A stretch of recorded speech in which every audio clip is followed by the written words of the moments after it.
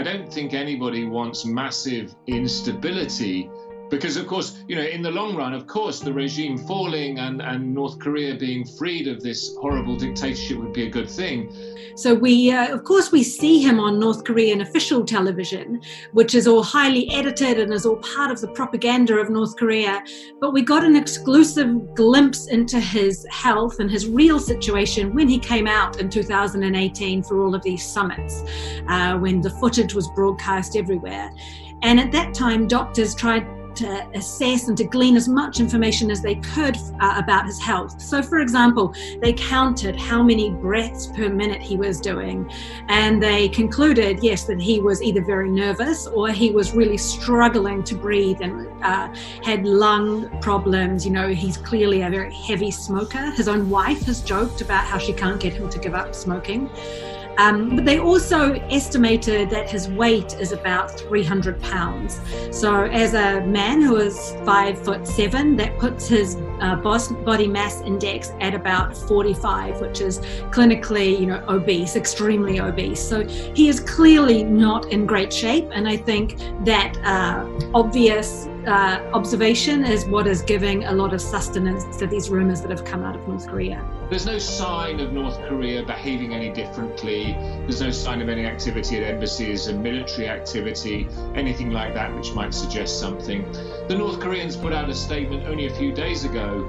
So the most important day of the year on the North Korean calendar is April the 15th. They call it the Day of the Sun. And that is the birthday of Kim Il-sung, the glorious founder of North Korea, and Kim Jong-un's grandfather. So this is a day when there's huge parades on the street. They go to the mausoleum to see him lying in state and things.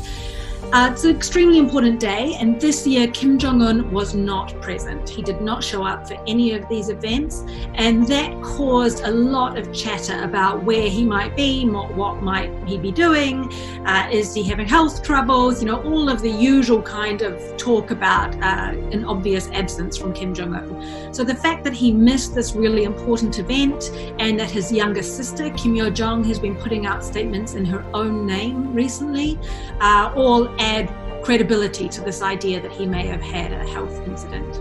He's strengthened the party, the ruling apparatus to some degree. It's not quite as centered around him. There is some kind of bureaucracy around him. There are other powerful figures. There is his sister, his younger sister, who's emerged recently as a confidant and a figure within the regime. And there are other senior figures who could take over. So, well, you don't need to be a doctor to be able to see that he's extremely unhealthy. He is 36 years old, but he seems to walk and breathe and move around like a very old person, much older than his years. Attacks on the ground. They'd be heavily reliant, I suspect, on electromagnetic spectrum intercepts and so on. The South Koreans would have a good visibility, as good a visibility into this regime as anyone. But it's just very hard to determine. He's been a murderous, typical despot in that he's eliminated rivals and family members. Regime survival motivates these kinds of closed autocratic organisations, and you've seen essentially, I think, all the brinksmanship against the United States over nuclear testing was largely about regime survival. He may have had a medical procedure. It could be, a minor cardiovascular procedure. That's entirely possible, but no sign that I've seen that he's at death's door.